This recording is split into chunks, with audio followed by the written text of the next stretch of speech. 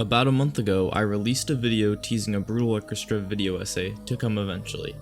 And eventually it did, because you're watching this video right now. I'm very excited for this, as I've never done this style of video before.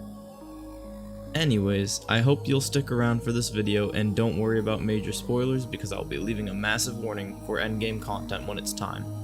Brutal Orchestra is the best game I have ever played, and you have no reason to even remotely believe me, so let me give you one.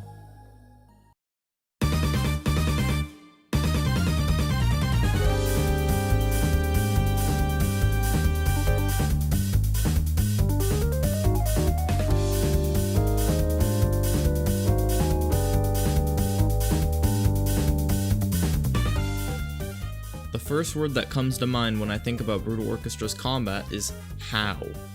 How does a human come up with such a brilliant combat system? I'm going to attempt to break this down and analyze it to the best of my ability. As someone who has spent almost 200 hours on this game, as well as completing the game 100%, I don't think I'm a terrible person for this role. So here are the basics. Pigment, timeline, positioning, fools, and violence. Let me guide your eyes to the bottom right corner of the screen. Here we have the pigment generator and the pigment bar. The pigment generator generates 3 yellow pigment every turn, while the pigment bar will house all of the pigment you collect throughout your combat encounter. The pigment generator always clears out at the end of every turn, but you can drag any remaining pigment into the pigment bar if you'd like. The pigment bar can house up to 10 pigment, and anything over will count as overflow, which often leads to major self-damage, so you better be careful. I almost forgot to mention that there are 4 different types of pigment: yellow, red, blue, and purple. How you obtain pigment is by beating the living shit out of your enemies. The color you receive is based on the enemy's health color, and you're guaranteed 2 pigment from any direct attack. Yellow pigment is primarily used for basic actions like slap or any of Nook's attacks, though it's also used as a base in combinations with red or blue for attacking and healing, but more on that later. Next, we have red pigment. Although this cute little fish might look harmless, the material you receive upon beating him is extremely powerful. Combine 2 or more red pigment with a yellow and you're guaranteed to do some damage. Well, that is as long as you don't attack the air. Blue pigment, also known as the tears of your enemies or lucky pigment, is used to heal your allies.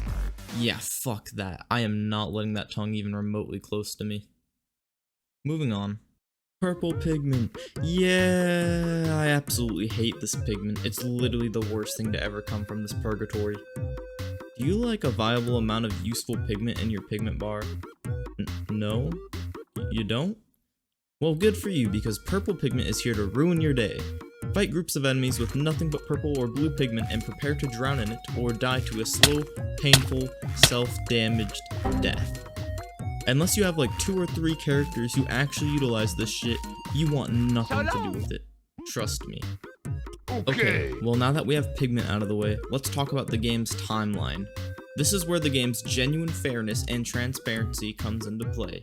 Most of you would agree to this. I'm the most transparent. During every combat encounter, there will be a timeline at the top center of the screen which shows the order in which every enemy will attack, what attack they are using, and the 1 or more positions that the attack will affect. There's not much more to say about the timeline, but it is a core element of the combat that cannot be ignored. It adds an insane amount of transparency, telling the player that they are in control. They just need to use their tools and respect each enemy's attacks. The player will always move first, which is why Nook's skull is shown at the beginning of the timeline. There is one singular way for the timeline to be disrupted, and it's a passive effect known as confusion.